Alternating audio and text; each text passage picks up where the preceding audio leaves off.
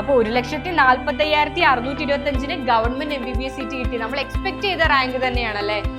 38,223 open കാറ്റഗറിയിൽ government BDS seat കിട്ടിയത്. Hello the NEET aspirants, this is AJ ആർക്കിനെക്സിലെ faculty of chemistry ആണ്. So മക്കളെ, ഓൾ ഇന്ത്യയുടെ ആദ്യ പ്രൊവിഷണൽ അലോട്ട്മെന്റ് വന്നിരിക്കുകയാണല്ലേ. അപ്പോൾ നിങ്ങൾക്ക് ആഗ്രഹമില്ലേ ഗവൺമെന്റ് MBBS സീറ്റും BDS സീറ്റും ഒക്കെ ഏത് റാങ്ക് വരെയാണ് കിട്ടിയതെന്ന് അറിയാൻ? ഓഫ്കോഴ്സ് നിങ്ങൾക്ക് ആഗ്രഹം ഉണ്ടാകും. അതറിഞ്ഞാൽ മാത്രമേ റൗണ്ട് 2 മക്കളുടെ സാധ്യതകൾ നിങ്ങൾക്ക് മനസ്സിലാക്കി എടുക്കാൻ സാധിക്കൂ. സോ ഓരോ കാറ്റഗറിയുടെയും ആർക്കൊക്കെ ഗവൺമെന്റ് സീറ്റുകൾ ലഭിച്ചു എന്നുള്ളത് മിസ് ഡീറ്റെയിൽഡ് ആയിട്ട് നിങ്ങൾക്ക് പറഞ്ഞു തരും. ആൻഡ് അതിനു മുൻപ് ഒരു കാര്യം ഒന്ന് കെയർഫുൾ ആയിട്ട് കേൾക്കണേ. അതായത് സീറ്റ് കിട്ടിയ ആളുകളോടാണ്. നിങ്ങൾ ഭയങ്കര കൺഫ്യൂഷനിലായിരിക്കും, അവിടെ പോയിട്ട് ചേരണോ, ഫ്രീ എക്സിറ്റ് നടത്തണോ. ഫ്രീ എക്സിറ്റ് എന്ന് വെച്ചാൽ ഒന്നുമില്ല, നിങ്ങൾക്ക് കിട്ടിയ കോളേജിൽ നിങ്ങൾ റിപ്പോർട്ട് ചെയ്യേണ്ട, ഒരു പ്രശ്നവും ഇല്ല. റൗണ്ട് 2 വീണ്ടും നിങ്ങൾക്ക് എന്ത് ചെയ്യാൻ പറ്റും? സീറ്റിന്റെ ചോയ്സ് ഫില്ലിങ്ങും ചോയ്സ് ലോക്കിങ്ങും ഒക്കെ നടത്താം. വീണ്ടും പൈസ അടച്ച് രജിസ്ട്രേഷൻ നടത്തേണ്ട കാര്യമൊന്നുമില്ല. ഓൾറെഡി രജിസ്ട്രേഷൻ നടത്തിയവര്, രജിസ്റ്റർ ചെയ്തവര് റൗണ്ട് 2 പുതുതായിട്ട് ഓപ്ഷൻസ് നൽകിയാൽ മാത്രം മതിയാവും. അത് ഡീറ്റെയിൽ ആയിട്ട് ഞാൻ പറഞ്ഞുതരാം. യെസ്, അപ്പോൾ ഫ്രീ എക്സിറ്റ് നടത്തണോ ചേരണോ എന്നൊക്കെ ഉള്ളത് നമുക്ക് എന്ത് ചെയ്യാം? കേരളയുടെ ആദ്യ അലോട്ട്മെന്റ് വരുന്നവരെ നമുക്കൊന്ന് വെയിറ്റ് ചെയ്യാം. 18-നുള്ളിൽ കേരളയുടെ ആദ്യ അലോട്ട്മെന്റ് വരും. അപ്പൊ അതിന്റെ സാധ്യത ഒന്ന് മനസ്സിലാക്കിയതിന് ശേഷം ഇവിടെ ചേരണോ, ഇവിടുന്ന് ഫ്രീ എക്സിറ്റ് നടത്തണോ എന്നൊക്കെ നമുക്ക് തീരുമാനിക്കാം. ഇനി ആഗ്രഹിച്ച സീറ്റ് കിട്ടിയ ആളുകള്, നിങ്ങൾ കംഫർട്ടബിൾ ആണ്, 100% നിങ്ങൾക്ക് ആ സീറ്റ് ഓക്കെ ആണെന്നുണ്ടെങ്കിൽ, ഇപ്പൊ എയിംസിലാണ് കിട്ടിയത്, നിങ്ങൾ ആഗ്രഹിച്ചത് ആ സീറ്റാണ്, ആ കോഴ്സ് ആണ്. ഇപ്പൊ MBBS ആഗ്രഹിച്ചവർക്ക് MBBS തന്നെ കിട്ടി, ഇഷ്ടപ്പെട്ട കോളേജിലും കിട്ടിയെങ്കിൽ ഓഫ് കോഴ്സ് നിങ്ങൾക്ക് ജോയിൻ ചെയ്യാം. യെസ്, ഇനി നമുക്ക് സാധ്യതകൾ നോക്കാം.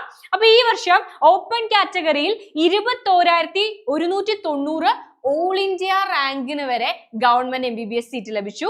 അതായത് ഓൾ ഇന്ത്യ കോട്ട സീറ്റാണ് ഞാൻ പറയുന്നത്.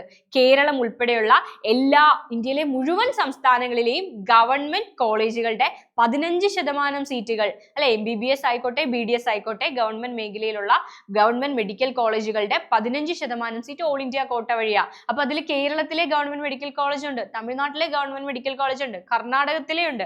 അവിടെയൊക്കെ കിട്ടിയ കുട്ടികളുടെ കട്ട് ഓഫ് ആണ് പറയാൻ പോകുന്നത്. ഓക്കെ അല്ലേ? യെസ്, അപ്പൊ ഓൾ ഇന്ത്യ കോട്ടയുടെയാണ് നമ്മൾ കൺസിഡർ ചെയ്യുന്നത് 50% സീറ്റുകൾ. Open category 21,190 government MBBS seat കിട്ടി. ഇക്കണോമിക്കലി വീക്കർ സെഷനിൽ 25,599 OBCയിൽ 24,152 കിട്ടി.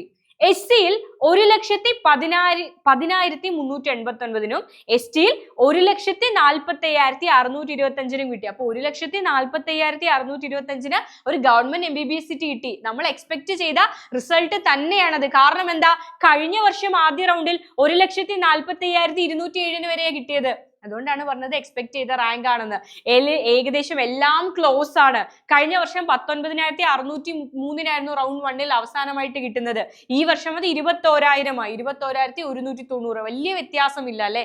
വളരെ ചെറിയ വ്യത്യാസം മാത്രമേ അക്കാര്യത്തിലുള്ളൂ. 1,000-2,000 റാങ്കിന്റെ ഡിഫറൻസേ ഉള്ളൂ. അതേപോലെ 23,419 കഴിഞ്ഞ വർഷം ഇക്കണോമിക്കലി വീക്കർ സെഷനിൽ അവസാനമായിട്ട് കിട്ടുന്നത്. ഈ വർഷം 25,599 വരെ കിട്ടി. അപ്പോ നിങ്ങളുടെ സാധ്യതകൾ കുറച്ചും കൂടി കൂടുതലാണ്.